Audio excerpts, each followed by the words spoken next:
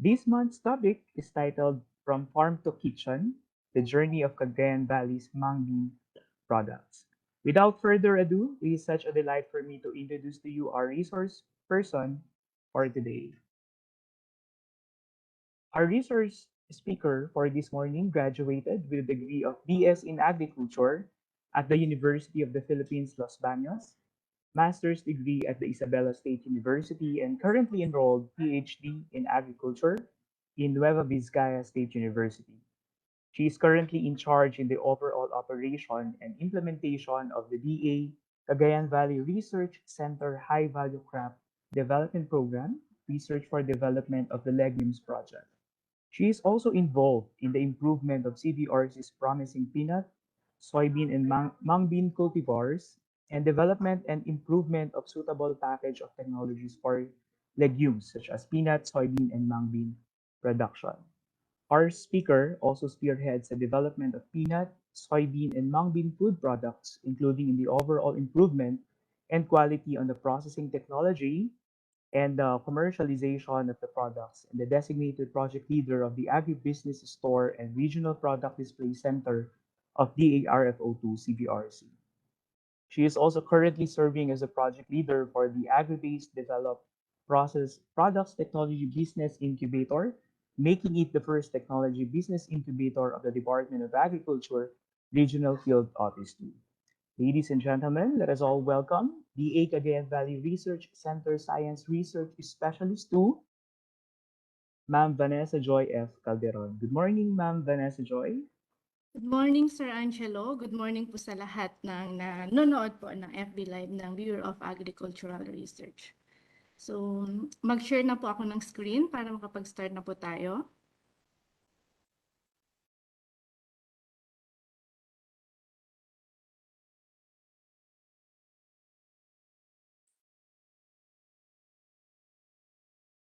So, nakikita niyo na po, sir, yung screen? Yes, ma'am. Yes po. So, magandang umaga po ulit sa ating lahat. Ako po si Vanessa Joy Calderon at i-represent ko po ang aming experience po dito sa Region 2 about sa pagtatanim po ng mungbin hanggang sa ating na-develop po na food products. So, ang title po ng ating presentation is From Farm to Kitchen, The Journey of Cagayan Valley's Mungbin Food Products. So, start po muna tayo kung ano nga ba talaga yung mungbin. Ang mungbin po or yung locally dubbed as Mungo or sa Ilocano term po namin dito sa Isabela or Region 2 is balatong is a known source of cheapest protein ng plant-based po siya and also being known as the poor man's meat kasi nga po mura po siya at yung kanyang protein content ay umaabot po ng 20 to 25% and 60 to 65% carbohydrates. Ito po ay usually cook po siya as soup and utilize as special ingredients for bakery products like mga hopya and everything. And in terms of production, it is an excellent crop for green manuring. So this is the demand and supply situation of mungbin in our country. So ang supply po natin dito sa ating bansa is around 60,000 to 75,000 tons annually in the past decades and around 50% are imported. Based po yan sa Philippine Statistic Authority last 2020. So, nag-i-import po tayo ng around 30,000 to 38,000 tons annually in the past and ang equivalent value po nito is around 7.3 million dollars or 300 million pesos. At nanggagaling po yung mga ini-import natin na mga munggo ay sa China, Myanmar, tsaka sa Australia. And of course, since ang local production po natin is around 30 to 35 tons annually, and ang sufficiency level po natin ay 15%. So makikita po natin dito sa domestic supply po from 2009 to 2018. So makikita po natin na halos kalahati talaga yung pinoproduce natin dun sa pangangailangan po ng bansang Pilipinas annually. So, ang Cagayan Valley po ay officially declared as the Mungo capital of the Philippines in, sorry, that would be 2012, January 2012. So, ito po ay matatagpuan sa San Mateo, Isabela. Sila po yung ating MangBean capital of the Philippines. And ang Region 2 po ay merong 13,876 hectares na tinatamnan po ng MangBean, especially po pag after harvesting po ng rice during the month of February to March. And ang Isabela province po ang largest producer. Meron po kaming tinatamnan dito sa aming probinsya na around 12,500 hectares. And all in all, since ang San Mateo po yung MangBean capital of the Philippines, yung practice po niya dyan sa municipality na yan ay nag-graduate po sa mga neighboring municipality like Cabanatuan, Isabela, and Luna, Isabela, having 2,300 hectares sa Luna, Isabela, at sa Cabanatuan naman ay around 5,000 hectares. And ang Region 2 po ay nagko-contribute po ng around 20 to 25% volume of production to the national level. So ano na nga po ba yung nagawa namin in terms sa research and development po dito sa MangBean industry natin sa Region 2. So with the funding from DA High Value Crops Development Program, the DA Bureau of Agricultural Research and the OSTP card, MangBean program in Region 2 has resulted to this accomplishment. So inisa-isa po namin siya sa iba't ibang subsystem. First po yung sa input. So we have strengthened formal seed system on MangBean with 26 accredited seed growers po. Ito po yung Isabela MangBean Seed Growers Cooperative. Ito po ay binubuo po ng mga Mungo growers natin ng San Mateo and Cabanatuan, Isabela. And we also promoted the use of improved varieties po, yung Pag-asa series. And under the production subsystem, we have developed a package of technology on organic fertilization po, sa pag-grow ng MangBean, boron fertilization, and carrageenan PGP fertilization. And also yung integrated pest management po to control the occurrence of pests and diseases. So under naman po sa post-harvest and storage, meron na rin po tayong na-develop na seed storage technology. Ito po yung sa certified seeds and farm-safe seeds using plastic drums and super grain bag, and the hermetic cocoon storage technology. And under the product processing and market, meron na po tayong mga na-develop na food products. First is yung sa Pinoy Gourmix. Ground MangBean po ay isa sa mga major ingredients po ng Pinoy Gourmix. And then ito pong mga developed MangBean food products po natin. And all in all, para po ito sa enhanced productivity for increased income and supply of MangBean in the region. So, ito naman po, pag-usapan naman po natin yung kung ano ba yung nangyari or paano po yung naging success story po ng Cabanatuan, Isabela dito po sa MangBean food products po natin.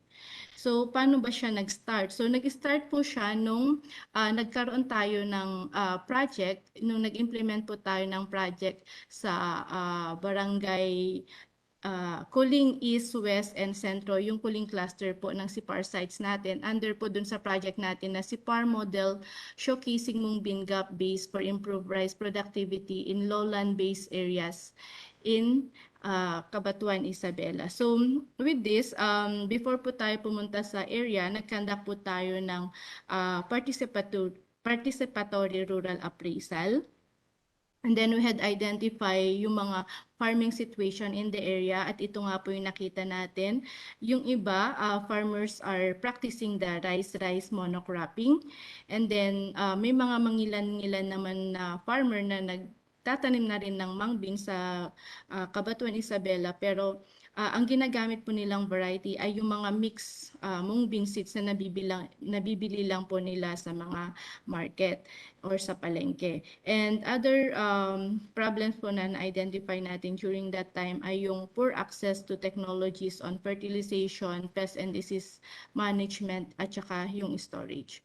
And in-introduce nga po natin yung mga different technology interventions, nagkanda po tayo ng mga technology dissemination through IEC materials, and showcasing po ng mga techno demos po natin, and integration and agri-enterprise para po magkaroon sila ng sarili nilang negosyo, and institutionalization of support services.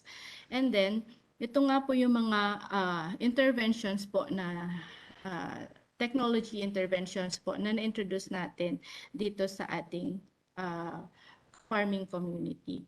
So first is yung sa rice MangBean cropping system. So yung existing cropping po nila is yung irrigated yung previous po ay irrigated rice from magtatanim po sila ng June or May to June, irrigated hybrid or inbred rice, and then ma-harvest siya ng October, and then for dry season naman magtatanim sila ng November hanggang February. And then yung February to May po nila, follow period po yan.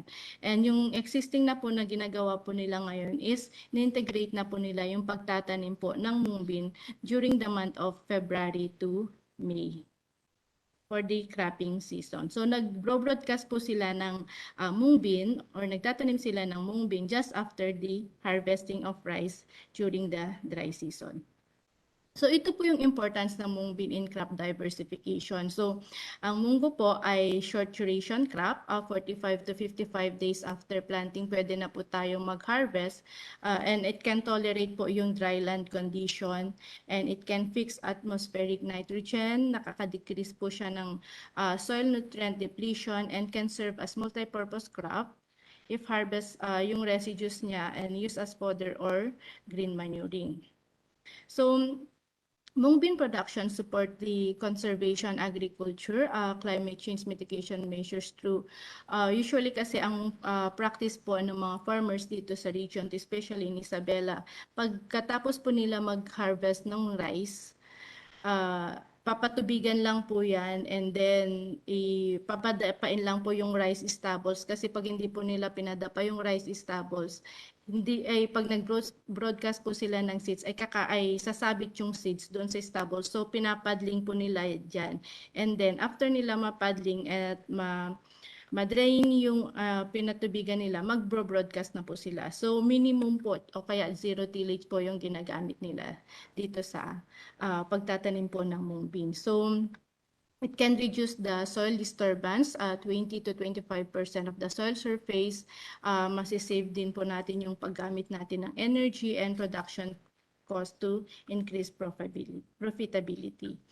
And another importance of MangBean in crop diversification is the ability of MangBean dun sa biological nitrogen fixation. So ano nga po ba yung BNF? It is the symbiotic relationship between the nitrogen fixing bacteria and the host legume plants provide nitrogen to the agricultural system. So usually po pag sa mga legumes plant, MangBean, peanut, soybean, and other beans, pag nagbunot po tayo ng halaman yan, may makikita po tayo sa roots na bilog-bilog. Gaya po ng mga andito sa picture dito sa slide. So ang tawag po natin dyan ay root nodules. Ito po yung mga nagpi-fix ng nitrogen sa air para po magamit po ng halaman po natin. So ito po, a closer look po at the nodules. Pag yung nodules po, biniyak po natin yan at ang kulay niya ay red or pink, ibig sabihin buhay po yung nodules. And pag gray o kaya black na po yung kulay niya, ibig sabihin patay na po siya. And to ensure na buhay po yung nodules na andun po nakakapit sa roots, ay kailangan po natin mag-apply ng rhizobium inoculant at planting time. Later po, i-explain ko further kung paano po tayo mag-a-apply at kung gaano po kadami yung rate po na gagamitin natin per hectare. So the nitrogen fixation benefit both MangBean and the next crop. So kung makikita po nyo dito sa picture, yung nitrogen po na fix po ng ating halaman ng MangBean plants sa air ay nagagamit niya sa whole duration ng kanyang growing, and yung iba po dinodonate po niya sa halaman. It's either pwede niya pong i-donate pag sa rice base po, sa rice o kaya sa corn area po natin. So ito po yung value of nitrogen credited to the next crop. So every 1 ton per hectare na harvest po natin, MangBean seed na harvest po natin, ang estimate amount po na nitrogen na nire-remove, ito po yung nagagamit ng MangBean mismo ay around 60 kilograms nitrogen. And ang estimated amount po ng nitrogen na naiiwan po in the mung bean stover and roots ay around 50 kilograms. So paglalagyan po natin yan ng value, mga 2,500 at 50 pesos per kilogram and po yung masisave po natin. So ang key po dito is plant corn or rice after mung bean or any legumes can reduce or we can reduce the application of urea to cereals by 1 bag per hectare. So yung base po yun sa mga literature at na-confirm po namin siya nung nag-conduct po kami ng project through the Sustainable Seeds and Technology Transfer Support System in Field Legumes in Region 2. So, nagtanim po kami ng rice. We have planted, mung bean. We have planting of mung bean in rice-based areas can reduce the use of inorganic fertilizer for second cropping of rice. So, si farmer po tanim po siya ng rice from October to February. Ang gamit po niyang fertilizer is 4 bags of urea, 2 bags of Fortin or the complete fertilizer, 1 bag 1620 and 1 liter foliar fertilizer. So meron po siyang total cost po sa fertilizer input na 8,500. And then nagtanim po siya ng mung bean ng February and May at yung mga stovers po and roots ay in-incorporate niya po as green manuring sa kanyang field. And then nung next planting season ng rice, May to September, na-reduce na po yung paggamit niya. Ni-reduce na po nila yung paggamit nila ng urea.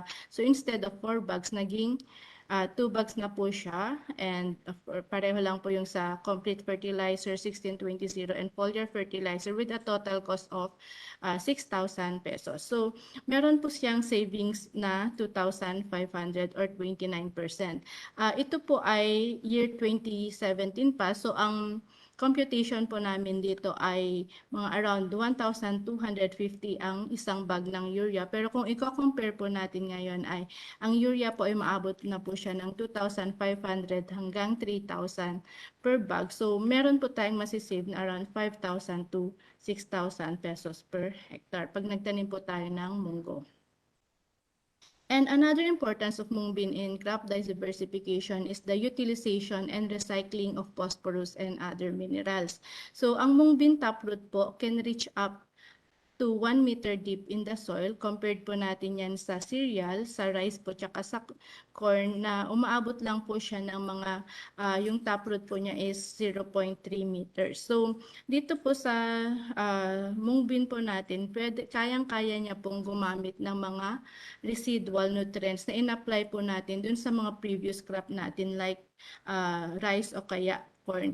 So, ang key po dito is plant mung bean or any other legumes after rice or corn. Apply the recommended fertilizer rate for the rice and corn and no need to apply fertilizer to the mung bean kasi kaya naman niya pong gumamit ng residual nutrients na naiwan po doon sa soil. And another importance is the crop rotation. So, pag nag-crop rotation po tayo ng rice, mung bean, it can help moderate or mitigate possible weed, disease, and pest problems. So, ito po yung sa left side po ng picture ay ito po yung most mung bean or soybean pests and diseases, and ito naman sa upper right po natin is yung mga most rice pests and diseases. So, kung makikita po natin, hindi po pareho yung pests and diseases ng mung bean or legumes crop sa rice. So, hindi po sila nagtatransfer. So, pag nagtanim po tayo ng mung bean after 2 croppings of rice, nabibreak po yung cycle ng pagkakaroon ng insect pests and diseases. So, kailangan lang po natin always rotate mung bean or any other legume crops with corn, rice, or any other cereal. So, maaari po natin gawin to at least once a year. Ito po yung average total annual farm income na derive po natin sa ating mga SIPAR model farms versus farmers practice in Kuling Cluster, Cabanatuan, Isabela from 2017 to 2019. So ito po yung average net income nila comparing yung SIPAR model farm po natin and farmers practice. So kung makikita po natin ang under SIPAR model farm, meron po tayong total annual farm income na around 184,023 pesos Kasi po sa pagtatanim po ng mung bean na may additional net income na 21,538 compared po natin sa farmers practice na 141,205 pesos. So meron pong difference in annual net income of around 42,818 or 30.3%. So kung mapapansin nyo, hindi lang siya sa income sa mung bean tumaas din po yung income na nakuha natin sa rice kasi dun po mas mataas po yung yield na na-generate po natin dun sa CPAR model farm nung nagtanim po tayo ng mung bean. And another technology interventions po ay yung paggamit po natin ng good quality seeds. So, meron po tayo, ito po yung mga inintroduce natin na tinatanim na po nila dito sa Region 2. Isa po dyan yung UPL MG7 or the Pag-asa 7 variety. Ito po yung characteristic niya. It has an average yield of 1 to 1.3 tons per hectare, resistant to powdery mildew and cercospora leaf spot. Can be planted to wet and dry season. Matures na po siya in 62 to 65 days after planting. And suitable po siya for sprout production and starts for noodle production.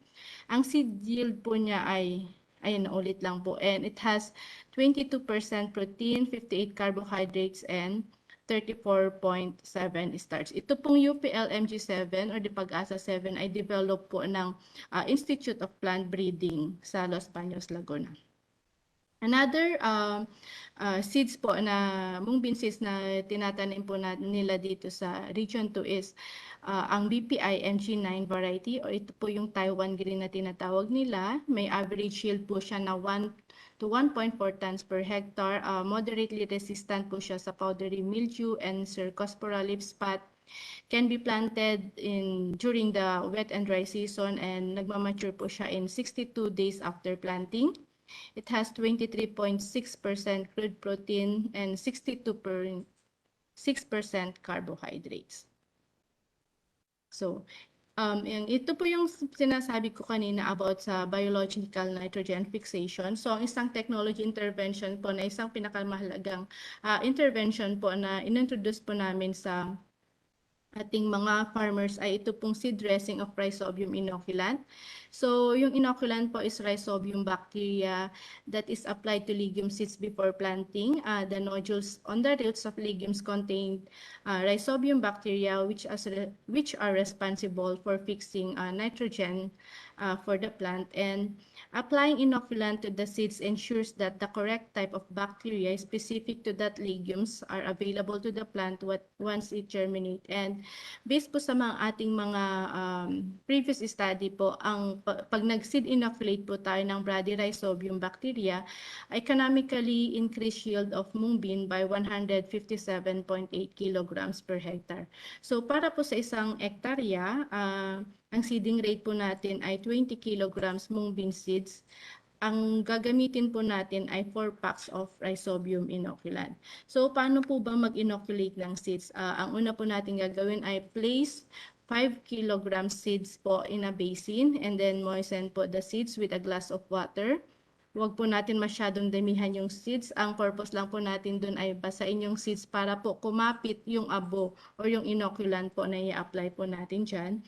And then pour the 1 pack or the 100 grams inoculant and mix thoroughly. Inoculate the seeds under the shade and plant inoculated seeds immediately. So may note po tayo dyan, do not expose inoculated seed to sunlight kasi mamamatay po yung bacteria. And reduce fertilizer costs, help plants make use of the abundant nitrogen from the air. And ang mga effective legumes inoculant po natin ay available po for sale or for free sa ating mga DA Integrated Soils Laboratory dito po sa Region 2. Meron po tayong dalawang laboratory dito sa Region 2. First, yung Isabela Soils Laboratory dito po matatagpuan sa CVRC, and the other one is yung sa Integrated Laboratory Division sa Carig po, Tuguegarao City. And another intervention po ay yung paggamit po ng mechanical seeder. Although yung ating mga farmers sa Cabanatuan and other municipalities na nagtatanim ng mung bean after rice, ang practice po ay sinasabog. Pero ang problema po natin especially now, ang problema natin ay pag, 'di ba pag nagka-harvest sila ng rice, ang ginagamit po nila ay combine harvester. So yung iba, pag after nilang mag-harvest ng rice, pag nagsabog sila, hindi lahat tumutubo, hindi masyadong maganda yung tubo ng seeds na binobroadcast kasi mabigat yung combine harvester, nako-compact po yung lupa. And at the same time, pag nag-broadcast sila ngayon tapos naulanan siya, malakas yung ulan, hindi po yung tutubo kasi mabubulok lang po siya. So, in-introduce din po namin yung paggamit ng mechanical seeder. So, the beauty of direct drilling and strip tilling is that it makes the crop establishment a lot quicker than traditional system and methods because it combines the job of soil preparation with the distribution of seeds and fertilizers. So, ito po yung itsura ng two-row mechanical seeder. Andito na po yung seeds, nakalagay na po dyan, and yung fertilizer po kung maglalagay po tayo ng basal application. So, parang ganito po yung kung paano po siya gamitin. Ayan. So, ang advantage po niyan is magkakaroon po ng uniform seed emergence po pag nagtanim po tayo ng mungo using the mechanical seeder. And ito po yung nakita din namin ng mga advantage pa pag nagtanim po tayo ng Mungo using the mechanical seeder. Yung field operation po ng gaya ng pag-spray, pag-weeding, harvesting, and even monitoring po ay mas manageable. Kasi syempre nakalinya po siya, makikita nyo po agad kung may pag hindi po tayo mahirapan pag may spray, pag mag-monitor tayo ng mga damages, ganyan. Unlike po na pag broadcasting po siya, kalat-kalat lang po yung ating mga munggo. And lesser weeds po ang nakita natin compared po dun sa hindi siya nagamitan ng mechanized seeder or the broadcasting, and mas matataas po yung weeds pag na broadcast lang po siya kasi hindi po siya na-cultivate. And rice stubbles in BFS or the naggamitan po natin ng mechanized seeder was already decomposed, making it easier for the land preparation for the succeeding crop. And also, ang sa isang technology intervention po natin na ipinakita lately lang dito sa ating mga farmers sa Cabanatuan, Isabela is the balanced fertilization strategy. So, ito po yung balanced fertilization use strategy demonstrate the innovative way based on soil analysis, of managing fertilizer application and plant nutrient uptake management, addressing the economic and profitable approaches for MangBean under rice-based areas. So, usually kasi ang mga farmers po natin, just after nag-broadcast, nagtanim ng munggo, hindi na po sila nag-a-apply ng mga fertilizer. Parang babalikan na lang siya minsan after pag magka-harvest na. So with the balanced fertilization technology, dito po tinignan talaga natin kung ano yung talagang kailangan ng lupa para po maibigay natin yung balancing fertilization na gusto ng pangangailangan po ng lupa. So, this technology give an increase of 594.1 kilograms per hectare to 665 kilograms per hectare or 75.9 to 85% increase in yield compared po sa farmers practice po natin. And this equates to additional 12,700 to 20,900 increase in farmers' income. And all of these technologies is equivalent to the sustainable quality of raw materials, which is the first step to the successful technology commercialization project. So dito, gumamit po sila, based po sa ating soil analysis, gumamit po sila ng complete fertilizer tsaka 16-20. And another technology intervention po na maganda na pinakita po natin sa farming community is the use of Cagayan PGP. Ito po, yung Cagayan po ay isang seaweeds-based foliar fertilizer developed by DOST Philippine Nuclear Research Institute that contains the polysaccharides, starch, and glycogen as energy stored and cellulose and chitin as structural support that are effective in growth promoter. So, application of carrageenan PGP 3 times po ay i-apply po natin sa munggo natin every 14 to 15 days interval. With this po, ang experience po namin ay nakakapag-increase po siya ng yield by 50 to 125% or around 300 to 500 kilograms per hectare in MangBean. So, ang rate po ng application po natin dito is 160 ml per spray load or 4.8 liter per hectare. Since 3 application po siya. Ang first application po ay yung 14 days after planting, and then yung second application po natin is after 14 days interval, and then the third application is again 14 days interval. And based po dun sa mga previous study po namin, ito po yung nakita namin na difference po pag mag-apply po tayo ng carrageenan. So, makikita nyo po dito sa picture yung na-sprayan po ng carrageenan versus dun po sa hindi siya na-sprayan. So, MangBean has more branches, minimal or absence of cercospora leaf spot. It has more flowers that became pods, larger and heavier seeds, extended din po yung flowering niya and fruiting. So, longer harvesting time. Usually po, ang number of primings po natin or yung harvesting natin ng MangBean ay umabot lang po siya ng 2 to 3. Pero dito po, umaabot po siya na hanggang 3 to 6. And it has an extensive and better root system. So, ibig sabihin, makukuha niya po yung mga residual fertilizer or residual nutrients dun sa baba po ng soil po natin. And another intervention is the use of mechanized sorter. Ito po yung, ang practice po nila dati kasi dito is sinusort lang po nila yung kanilang mungo seeds manually. So, since ang isa sa mga business enterprise po ng ating farming community dito na develop is the seed production business. So, ang hirap para sa kanila na pilian yung mungo seeds na isa-isa. So, nag-introduce po tayo ng paggamit ng mechanized sorter. Ayan po yung itsura niya. So, isa-separate niya po yung... Ayan.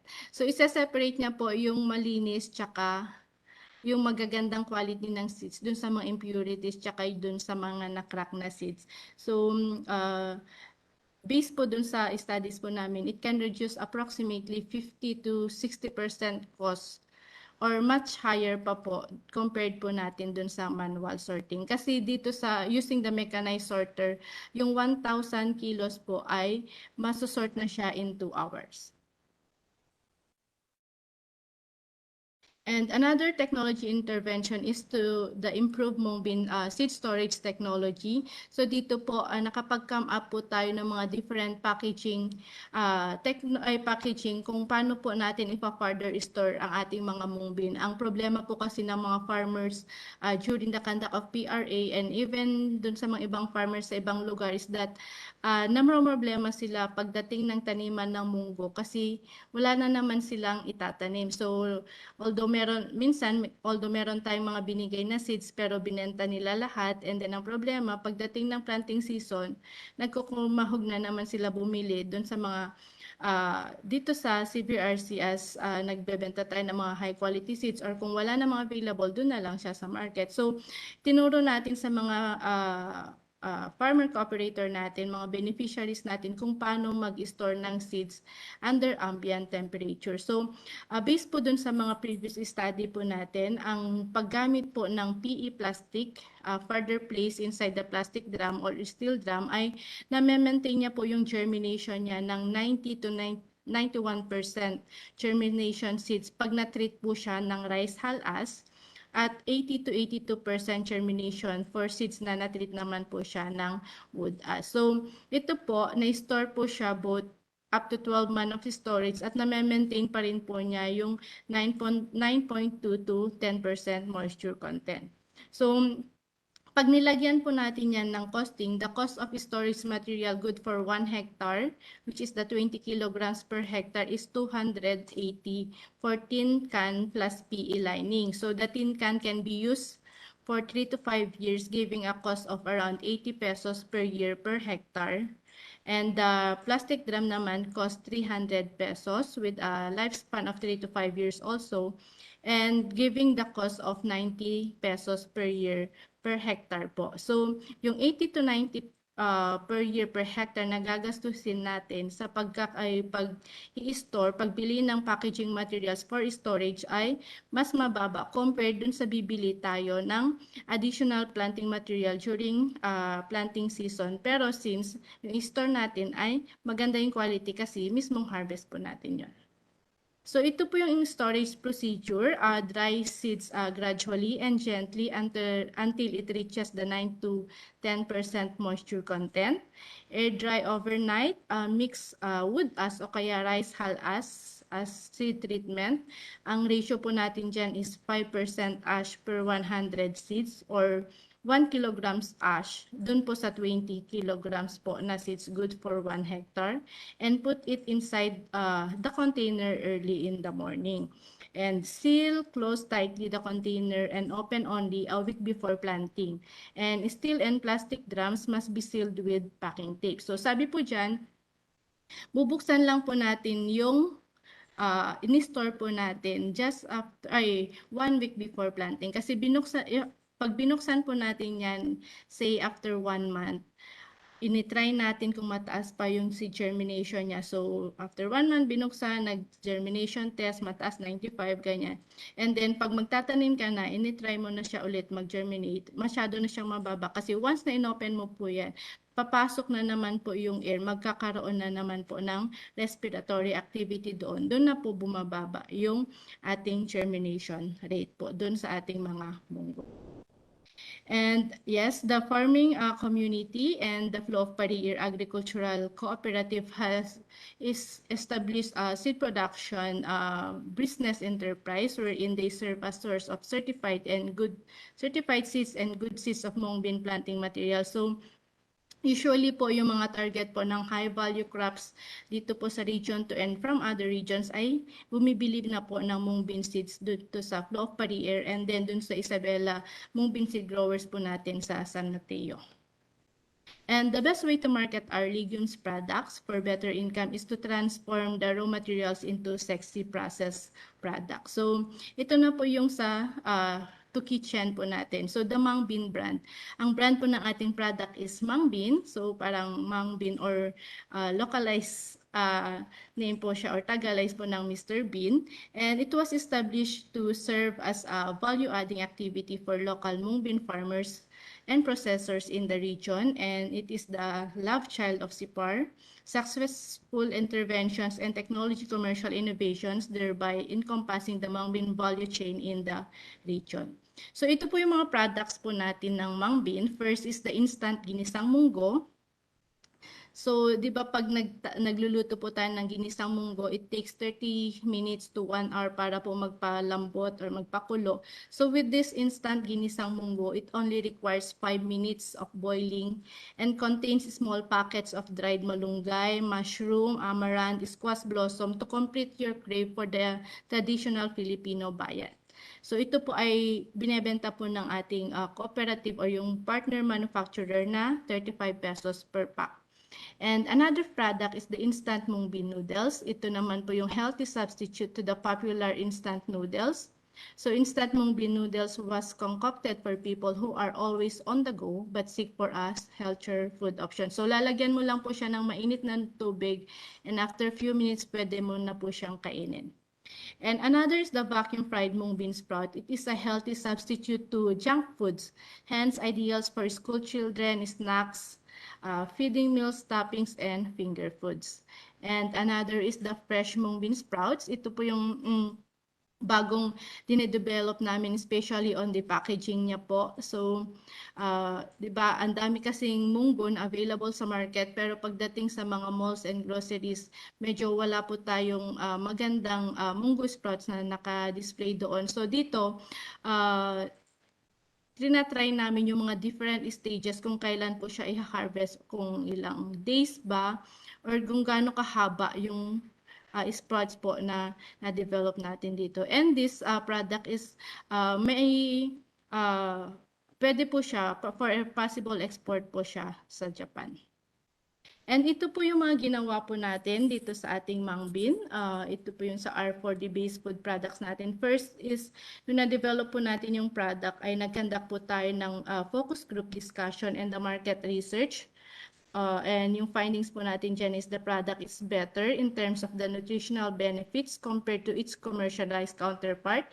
And after that, lahat po ng feedback po nila sa FGD and market research ay yun po yung naging basis po natin sa product development and improvement po ng ating product. And then, with that, the adoption and assistance of the technology takers and marketing activities.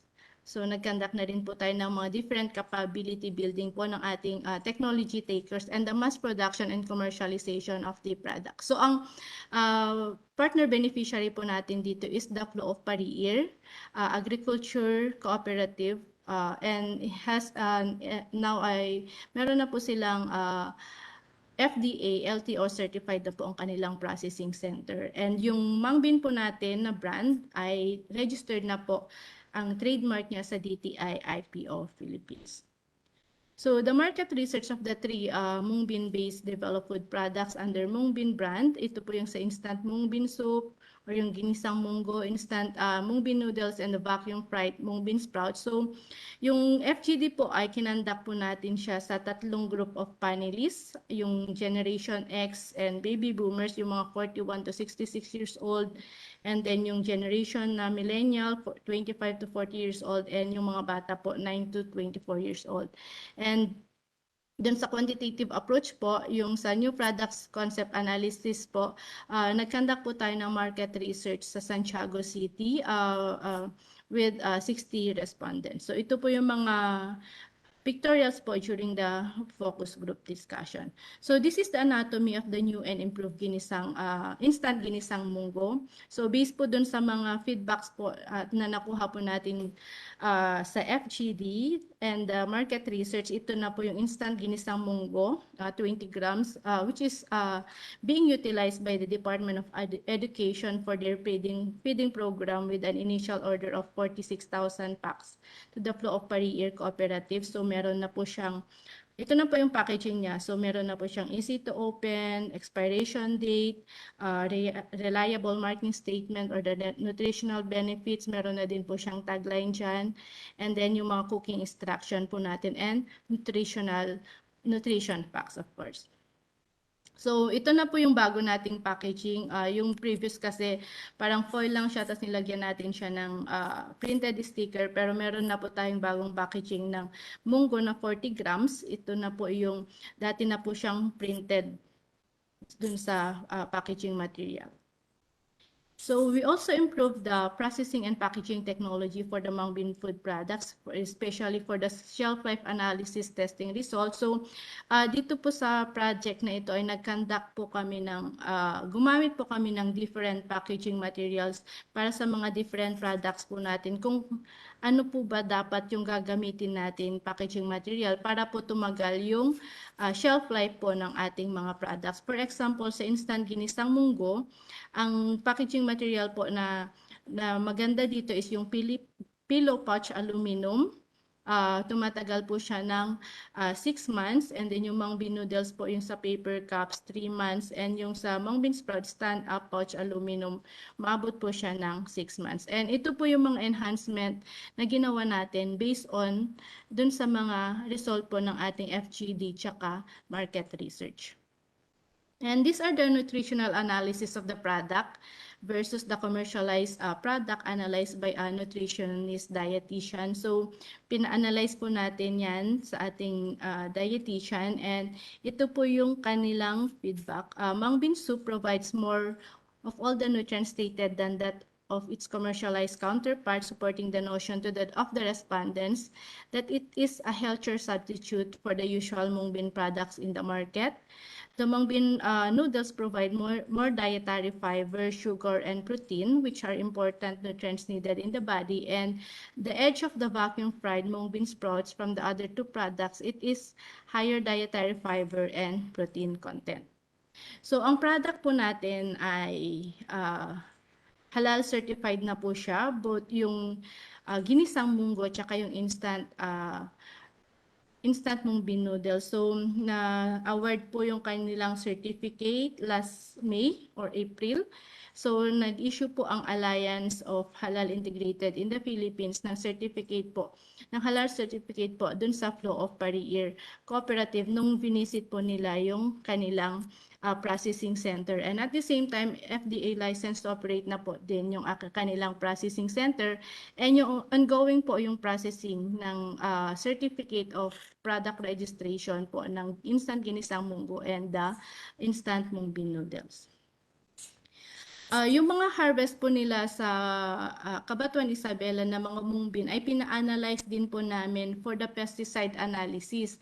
Kasi although nag-start na po kaming mag-process nag-process ng fresh sprout, pero hindi pa po namin napa-analyze yung ating seeds. So, in partnership po ng Satellite Pesticide Analytical Laboratory po sa Baguio, na-analyze po natin yung mga seeds po natin, and the result shows that the MangBean seeds in Cabanatuan Isabela has acceptable pesticide residue level, which means a step closer for the export of MangBean seeds as sprout in Japan. So, meron po kasi kaming initial talk with Japan through in partnership po with the Department of Trade and Industry.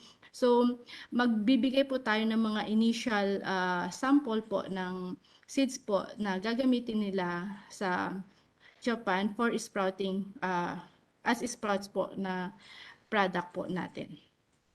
And ito po yung na-identify po natin na partner cooperative. So, gaya nga po ng nasabi ko kanina, ang partner product manufacturer po natin ng mga products ay in-award po natin sa Flow of Pariir Agricultural Cooperative. So, with that, nagkaroon po tayo ng signing of Memorandum of Understanding, awarding of Technology Transfer Agreement, and the conduct of inception meeting. So, during that time po, kasama po natin si RTD Rosemary Aquino and with the local chief executive po ng Cabanatuan Isabela, and of course the officers po ng Flow of Pariir Agriculture Cooperative.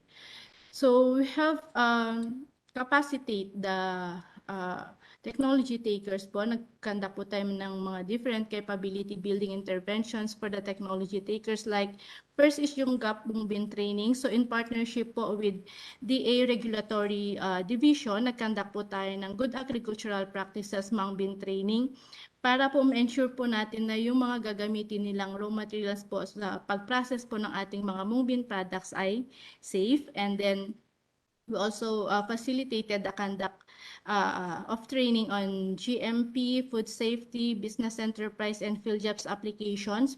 Kasi kailangan nila itong PhilJobs application pag nag-bid po sila dun sa mga government agencies po natin, especially sa DepEd and DSWD. We also do actual hands-on training for the processing technology of the products, training on costing, pricing, basic accounting, and bookkeeping. And we also provide them an initial equipment, basic equipment worth 500,000 pesos para po makapag start po sila sa pag-process ng MangBean. And of course, thank you po sa DA Bar sa pag-fund po ng ating project na ito. And because of the strong collaboration of the Research Division and the Field Operation Division of the ARFO2, the chosen partner cooperative, ito po yung sa Flow of Pariir Cooperative, ay naka-awardan po sila ng 2.5 worth po ng MangBean sprouting facility, which supported the large-scale and full-blown commercialization of the product. So yung left picture po, ito po yung picture ng kanilang building, I think mga 2020, and then late last year or early this year pala, na-establish na po itong MangBean processing facility po na na-award po natin sa kanila last May 3, 2022. So, ang Flow of Pariir po ay ito na po yung na-produce po nila at naibenta po sa mga different institutional buyers. So, meron na po silang na-produce na around 68,593 packs of different products with a gross income of 1,412,496 for almost 1 year operation pa lang po yan ng kanilang business. So these are the financial viability and profitability analysis of the developed food product. So we have established 3 enterprise po para po dun sa mga technology takers po na magkakaroon po ng interest po na mag-venture or mag-process din po ng product. So meron po kaming ginawang first is yung enterprise 1. Pag ikaw po ay nag-process po ng instant ginisang Mungo, instant MangBean noodles, and vacuum fried MangBean sprouts. So meron po tayong mga around 53.52% return on investment for the first year operation, and ang payback period po niyan ay 1.87 years. For the enterprise 2, pag nag-process ka po ng instant ginisang Mungo and instant noodles ay meron ka pong ROI na 48.89%, and ang payback period nyo po ay 2.05 years. And for the enterprise 3, so pinagsama po namin yung vacuum fried MangBean sprouts at MangBean sprouts kasi pareho lang naman po halos yung gagamitin nilang equipments po dito. So, for the first year of operation po, meron po silang return on investment around 33.62%, and yung payback period po is 2.97 years. So, for the small time business po na hindi pa kayang mag-invest ng malaki, so pwede po silang maging reseller, makipag-usap lang po or makipag-ugnayan lang po sa chairman o kaya po sa manager ng Flow of Pariir Cooperative. So gusto din po namin magpasalamat sa lahat ng partner beneficiaries and of course funding agencies and other partner agencies, kasi kung wala po yung support at saka cooperation, hindi po magiging successful yung project na to. So gusto po namin pasalamat sa Kuling Cluster Cabanatuan Isabela. That includes Kuling East, Centro, and Kuling West, especially yung ating mga partner cooperator and the barangay officials, and then the Flow of Pariir Agriculture Cooperative officials and members. And then yung sa funding agency natin, of course, the ABAR, the OSTP card, DTI, the Philippine Chamber of Commerce and Industry na laging tumutulong sa atin, especially sa marketing and promotion po, sa DOST, DA High Value Crops, the ARFO2, Research Division, AMAD, Regulatory Division, and other division. And of course, yung mga kliyente po natin, ang DepEd, DSWD, PLGU, Isabela, kasi isinama na rin po nila itong mga MangBean products natin sa kanilang feeding program. And of course, the MLGU Cabanatuan Isabela. So I think that's all, and salamat po sa inyong lahat. God bless and have a good day every day, because in DA, every day is Mungo Day. So sa mga gusto pong, kung may mga tanong po kayo, ito pong aming contact information. Maaari nyo po kaming kontakin sa CP number na 0956-096338, or kaya pwede nyo pong bisitahin ang aming Facebook page, DA Cagayan Valley Research Center, at ang aming email ad po ay cvrc.rfo2@da.gov.ph. So before po mag-end ang aking presentation, may ipapanood lang po kaming video about po dun sa aming products. So maraming salamat po.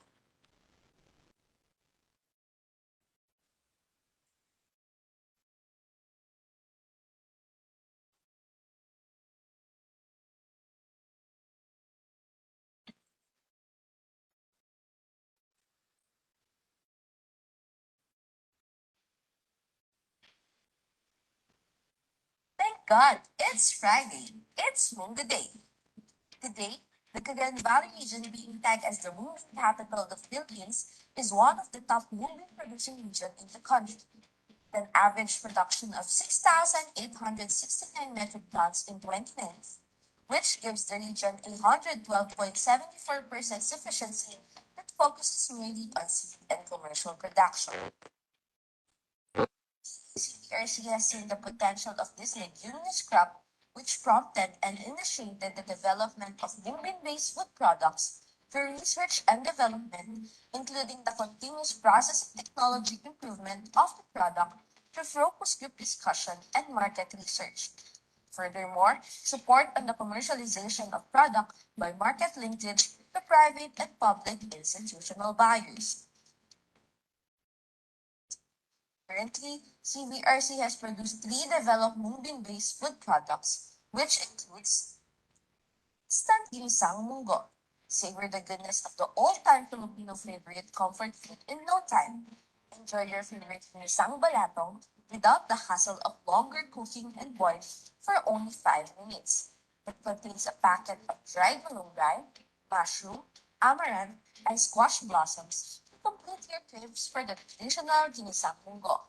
Target market includes middle-aged, senior citizens, feeding programs, and to be utilized as a relief food product.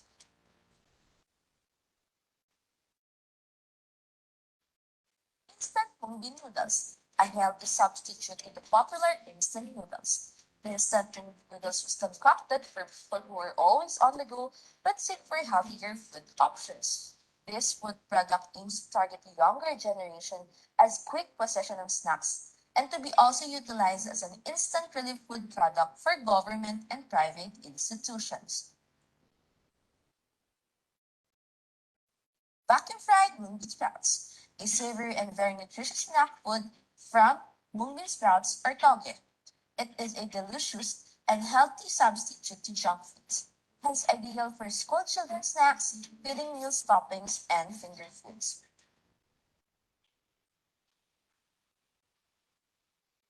Awarded as the second most innovative product during the 2018 Bar National Technology Forum, the CPRC moving-based developed food products has come a long way. Registered under the Intellectual Property Office, the MangBean brand has undergone series of R&D trials for the improvement of the overall quality of the product. This product has to be proven to be par in terms of nutritional benefits as compared to its commercialized counterpart. Further improvement was conducted based on the market research for the product line.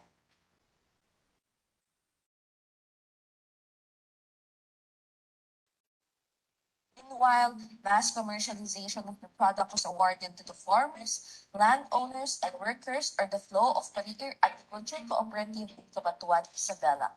The partner cooperative is able to produce 6,400 pieces of MangBean food products ordered by the Provincial Welfare and Social Development Office through assistance on their market linkage activities. The Department of Education placed a total of 46,389 packs for their feeding program to school children, giving the cooperative a total gross income of 1.1 million for the span of almost 1 year operation.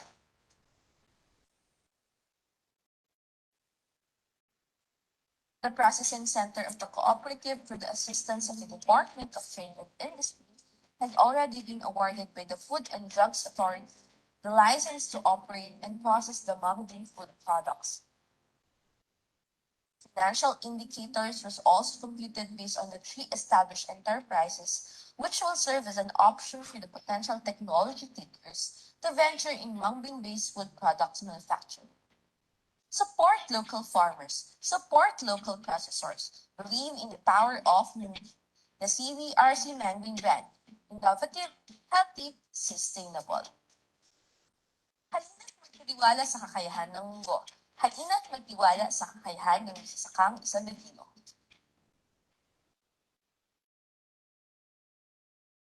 Okay, so that ends my presentation. Maraming salamat po sa inyong lahat. Okay, there you have it. Thank you so much, Ma'am Vanessa Joy F. Calderon, for a comprehensive and inspiring presentation on the different technology interventions that our farmers can utilize to boost both productivity and profitability of the mung bean. It is also interesting to hear that mung bean, just like what you said a while ago, hindi pang araw-araw na ang munggo. It is interesting to know and to hear that mung bean can be transformed into processed sexy products. All right, so we have a couple of questions, ma'am, in the chat box from our active viewers. I think we still have enough time to acknowledge and probably answer some of the questions. To start with, we have this question from a viewer coming from Surigao del Norte.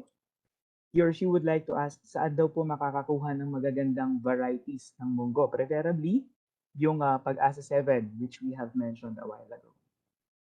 Ayan, so maraming salamat po sa taga Sigurigao. Parang layo po, no, pag dito pa sa region tumanggaling yung ating, yung planting materials ng ating viewer from Surigao. Pero meron po tayong mga partners po from Region 13, Caraga, sa mga DA po. Pwede po namin kayong i-link dun, ma'am. Reply na lang po kami later po para po dun sa comment nyo para po malink po namin kayo sa mga DA stations po natin sa Caraga region po. Okay, thank you so much, ma'am. Another question that we have from an active viewer, he or she would like to ask, ilang araw daw po ba after sowing ang mung bean bago ipaararo? Bago i-harvest po or bago ipaararo? Ipaararo, ma'am. Ipaararo for green manuring, parang ganun kaya. Kasi, di ba, mag-harvest po ng rice and then just after harvesting ng rice, nag-broadcast na po or nagtatanim ng mung bean. So, within 3 to 5 days po, pwede na pong magtanim. Pero po yung parang question po ni ma'am ay pag after magtanim ng mung bean, ilang araw po bago mag-araro. So, kung gagamitin po siya siguro as green manuring, maganda po siyang i-araro pag flower na po siya, mga 30 to 35 days po para maganda po at malalaki na yung mung bean po natin and yung mga mung bean stubbles po natin ay pwede po natin gamitin as green manuring kasi mataas na po yung nitrogen content nung mung bean sa stage na po na yon. Okay, thank you so much, ma'am. And another question that we have related to the video that we have just watched just a while ago. So we have these, processed sexy, mung bean processed sexy products. So saan po kaya nila pwedeng mabili yung mga produkto if it's already available in the market? Yes, dito po, although yung products po ay nag-start pa po kami pa lang ng processing ng ating partner cooperative po dito sa Cabanatuan Isabela, so more on institutional buyer. Pero nag-start na po silang mag-display po sa mga pasalubong centers. Pero ang wino-workout po namin ngayon is kung paano po siya ipapasok through online, especially yung mga ibang gustong makatry ng products kahit sa saang lupalop or lugar po dito sa Pilipinas. Pag naipasok na po natin siya online, sa online market, pwede na po silang mag-order and then ipapadala na lang po namin yung mga products. So hopefully po, this second sem, yun po yung talagang itatarget po namin na gagawin namin dito po sa project po natin. Strengthen po natin yung market po ng ating mga products. Ayan, thank you so much. I hope we're all looking forward to that day, na magiging available na po ang MangBean products. At pwede na natin i-order via online. Okay, para hindi na tuwing pang Friday lang yung idea ng Mungo. So once again, thank you so much, Ma'am Vanessa, for that comprehensive and inspiring presentation of the MangBean products. Okay, so thank you so much, Ma'am Vanessa, for sharing with us your expertise and passion. We are truly honored to have you in this morning's webinar. Thank you so much. So thank you also to all our FB Live viewers, to all my colleagues in the Bureau of Agricultural Research. We hope to see you in our next webinar sessions. Of course, you all know if you will just be following our FB page, every month we'll be having a webinar about or featuring different technologies that our researchers and farmers already conducted, so it can be translated into different technologies or interventions. Please follow our FB page, the Department of Agriculture, Bureau of Agricultural Research. We also have our Instagram account, which is DA Bar Official. So sana po ma-follow niyo yung pages na yan so you can stay tuned kung ano po yung activities na aming agency. And also, we would like to invite everybody to answer our evaluation form. It will be posted probably in the chat box, so you can just see the comment box later. So once again, thank you so much. Maraming salamat, Ma'am Vanessa. This has been your host, Jello, wishing you all a blessed day ahead. Thank you and God bless. Thank you so much.